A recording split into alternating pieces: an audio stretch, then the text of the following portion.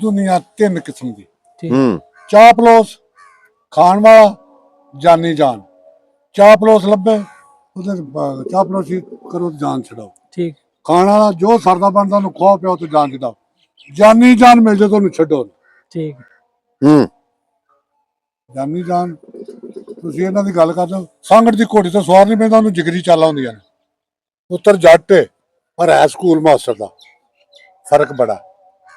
ਮੈਂ ਇੱਕ ਚਮਿਸਰਾ ਤੇ ਗੋਸ਼ਗੁਜ਼ਾਰ ਕਰ ਲਵਾਂ। ਠੀਕ ਔਲਾਦ ਹਮੇਸ਼ਾ ਡਿੰਗੀ ਤੇ ਪਾਗਲ ਹੁੰਦੀ, ਹੂੰ ਸੁਨਿਆਰਿਆਂ ਪੁਲਸੀਆਂ ਪਟਵਾਰੀਆਂ ਦੀ। ਹੂੰ ਔਲਾਦ ਤਿੰਨਾਂ ਦੀ ਝੂਠੀ ਦਗੇਬਾਜ਼ ਹੁੰਦੀ, ਚੋਰ ਦਲਾਲ ਵਪਾਰੀਆਂ ਦੀ। ਹੂੰ ਔਲਾਦ ਤਿੰਨਾਂ ਦੀ ਨਹੀਂ ਝਗੜਾਲੂ ਹੁੰਦੀ, ਸਕੂਲ ਮਾਸਟਰ ਤੇ ਸ਼ੇਖ ਸਾਰੀਆਂ ਦੀ। ਹਾਂ ਰੋਟੀ ਘਰ ਦੀ ਦਾ ਨਹੀਂ ਸਵਾਦ ਆਉਂਦਾ, ਤਾਲਬ ਖਾ ਲੈਣ ਜਿਹੜੇ ਕੁਮਾਰ ਮਰਾਸੀਆਂ ਮਲਵਾਣਿਆਂ ਜਵਾਰੀਆਂ ਦੀ। ਅੱਛਾ ਇਹ ਜੀ ਜੀ ਸੰਗੜ ਦੀ ਘੋੜੀ ਤੇ ਸਵਾਰ ਨਹੀਂ ਪੈਂਦਾ, ਉਹਨੂੰ ਜਿਗਰੀ ਚਾਲ।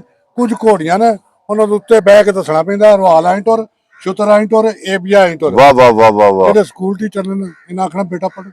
ਠੀਕ ਅਸੀਂ ਜਿਹੜੇ ਨਾ ਜੱਟ, ਸਾਡਾ ਕੋਈ ਨਿਆਣਾ ਬਾਹਰ ਲੜ ਕੇ ਆਵੇ ਨਾ ਤੇ ਉਹਨੂੰ ਕੋਈ ਤਰੋਂਦਾ ਘਰ ਆਵੇ ਨਾ ਤਾਂ ਅਸੀਂ ਲਫ਼ਜ਼ ਉਹ ਕੰਜਰਾ ਹਾਂ ਸਾਰੀ ਉਮਰ ਲਿੱਤਰ ਥੱਲੇ ਰੱਖਿਆ, ਤੂੰ ਮਾਰ ਖਾ ਗਿਆ ਉੱਥੇ ਹੀ ਵਾਹ ਵਿਗੜ ਗਈ। ਹਾਂਜੀ ਹਾਂਜੀ ਹਾਂਜੀ ਹਾਂਜੀ ਇਹ ਚੀਜ਼ਾਂ ਜਿਹੜੀਆਂ ਨੇ ਜੀ ਜੀ ਜੀ ਜੀ